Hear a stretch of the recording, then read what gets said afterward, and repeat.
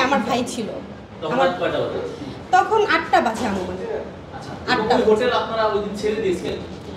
অবশ্যই পরিস্থিতি এখন দেখা যায় যে যদি কোনো বাজে ছেলে পেলে আসে এখানে বা এমনিতে আমার সেফটির জন্য আমি ওখানে সবাই জেনে গেছে আমি এখানে রিয়ামণি আছি, সেক্ষেত্রে আমার হোটেল তো ছাড়তেই হবে, তাই না? আপনি কি চান নেক্সট ছবির আপনি যেখানে থাকেন এটা কেউ না জানুক, শুধু আপনারা দুজনেই জানেন?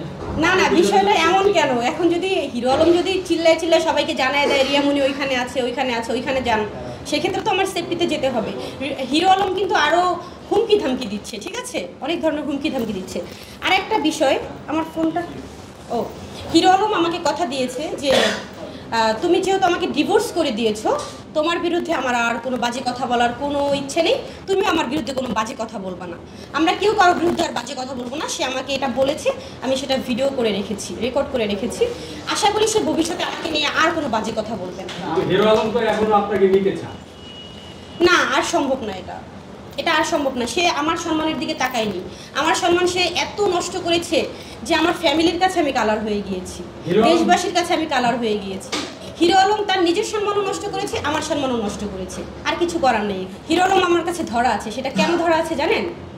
কারণ আত্মার সম্পর্ক ছিল আমাদের। বংশের মধ্যে মিডিয়াতে খুব কমই লোক আছে, তারা সবাই চাকরিজীবী, চাকরি করে, ঠিক আছে।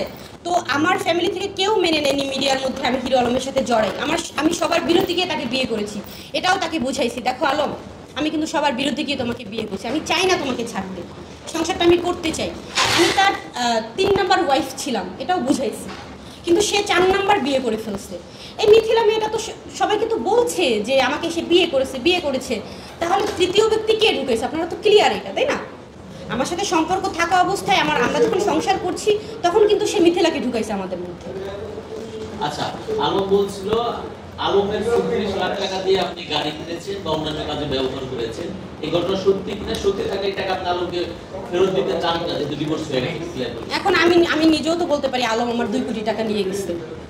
এখন সেটা যদি হয় যে তার টাকা আমি নিয়েছি, সে আইনিভাবে আমার বিরুদ্ধে সে ব্যবস্থা নিক, সমস্যা নেই। ভাইয়া এমন একটা পরিস্থিতি আমি পার করছি, আমি দেশবাসীর কাছে সত্য তুলে ধরলেও দেশবাসী আমাকে ভুল বুঝেছে। আপনারা তো প্রমাণ পেয়েছেন যে মিথিলার সাথে তার সম্পর্ক ইতিমধ্যেই অনেক মানে যেসব চেষ্টা করেছেন যে মিথিলা তার বউ, এখনো কিন্তু আলম স্বীকার করে নাই যে মিথিলা তার বউ। না, আলম তো স্বীকার করছে না, কারণ সে তো লুকিয়ে, যদিও তার কাছে কোনো এভিডেন্স নেই, কোনো কাবিননামা নেই, তারপরও মিথিলাই তো বলছে যে কাজী ডেকে তারা কবুল করে বিয়ে করেছে, তাই না? এখন আপনারা দেখবেন যে সুশীল সমাজে এই মিথিলা নামের মেয়েটা যা ছড়াচ্ছে, আমাকে মানে এমন কিছু কথা তারা বলছে, মানে হিরো আলম মিথিলার কল রেকর্ড শুনবেন, কি বাজে বাজে কথাই মেয়েটা বলছে। বিগত দিনে আমাকে নিয়েও সে বলছে বাজে বাজে কথা খুব। এখন কথা হচ্ছে এগুলো আর আমি কত নিব? আমি সাইড কেটে গিয়ে সেটা ভালো না? বলেন, আপনারাই বলেন। আমি হিরো আলমকে ডিভোর্স করি, সেটা ভালো না? সে ভালো থাকুক, মিথিলাকে নিয়ে ভালো থাকুক। আমি একটা জিনিস খেয়াল করবেন, এই মেয়েটাকে কিন্তু আমি মিডিয়ায় নিয়ে আসিনি। এই মেয়েটা বগুড়াতে যখন ওরে হিরো আলমের বাসা থেকে বের করে দেওয়া হয়, তখন কিন্তু রাস্তায় পড়েছিল, হসপিটালে পড়েছিল, সেখানে সবাই ভিডিও করেছে, সবাই নিউজ করেছে। তারপর আমি কিন্তু নিউজ দেখেই এই মেয়েটাকে কন্ট্যাক্ট করেছি, নিউজ দেখে, আমি একে মিডিয়াতে আনিনি। হতে পারে আপনাদের সাথে আমি পরিচয় করিয়ে দিয়েছি, কিন্তু সে কিন্তু বগুড়াতে অলরেডি সে সংবাদ সম্মেলন করেছে বা সাংবাদিক ডেকে কথা বলেছে তখন। তারপর ভাবলাম যে হ্যাঁ, আমি যেটা বলছি সেটা তো সত্যি, তাহলে আমি প্রমাণ করে দিই মেয়েটার সাথে কথা বলে। কিন্তু এই মেয়েটাকে আমি কাছে টেনেছিলাম, বাসায় রেখেছিলাম, আশ্রয় দিয়েছিলাম, এটাও আমার ভুল ছিল। যদিও আমার ভুল ছিল, এই মেয়েটাই শেষমেশ আমাকে অনেক ক্ষতি করেছে, আমার বিরুদ্ধে খুব নোংরা কথা বলেছে। যাই হোক, এটা আল্লাহ পাক যা করে ভালোর জন্যই করে।